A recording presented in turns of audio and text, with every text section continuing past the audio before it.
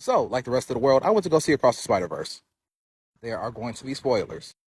So, the story is Miles feels alone and misunderstood because he is the one and only Spider Man in his, verse. He has nobody he can relate to, nobody who understands what it's like to live a double life like he does, and the whole balancing act that comes with it, and consistently feeling like he's disappointing his parents because he's trying to live this double life. Then, of course, Gwen pops back up, lets him know there's a society of spider people, and that's what he runs towards. While doing this, he ultimately finds out that he wasn't supposed to be Spider-Man to begin with. And because he's Spider-Man, he is subject to the things that make Spider-Man Spider-Man. Uncle Ben being unalived or some equivalent, a police captain being unalived or some equivalent, things that all canonically happen to Spider-Man. And Miles wholeheartedly rejects that. And basically tells them that just because it happened to y'all doesn't mean it has to happen to me.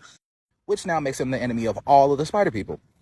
And this man is Miles' number one hater. He actively goes out of his way to tell Miles, you were not supposed to exist. That he is the original anomaly. And I feel like Miguel is every negative criticism that Miles received just by being a black Spider-Man and existing, either from the color haters or neckbeards who think that Peter Parker should be the one and only Spider-Man. Then he got a lot of nerve being mad at Miles when he's the one that caused his own anomaly and caused that universe to be destroyed because he wanted to have a daughter and play house. He honestly should have known his role and played it.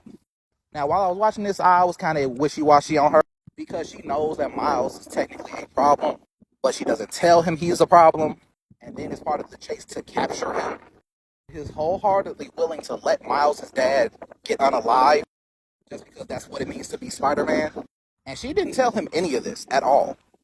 But by the end of the movie, she ends up being on his side and trying to save him. Plus, we get to flesh out her story a lot more. And we see as a result of Miles being in her life that her story changes. So she doesn't have to necessarily go through the pain that other Spider-Men have went through. This man right here, this black man right here, the MVP of this movie. First off, he definitely hit Gwen. I don't care what nobody says, he definitely hit Gwen. But beyond that, he definitely was on Miles' side from jump. Everything went left. He made sure that everything could get right because he's all about going against the expectation. And I love that. But of course, we got to talk about the villain.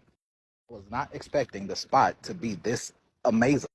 His origin story starts from him getting hit in the head with a bagel. Go watch the first movie and you'll definitely find him. And the fact that he exists is Miles' fault. He's the result of the collider being destroyed at the end of the movie. And I like his storyline. I'm the result of something you did that you didn't think would come back to haunt you, and now it has. So yeah, there's nothing about this movie that I actually disliked. Everything about it was solid. 10 out of 10. Alright, y'all.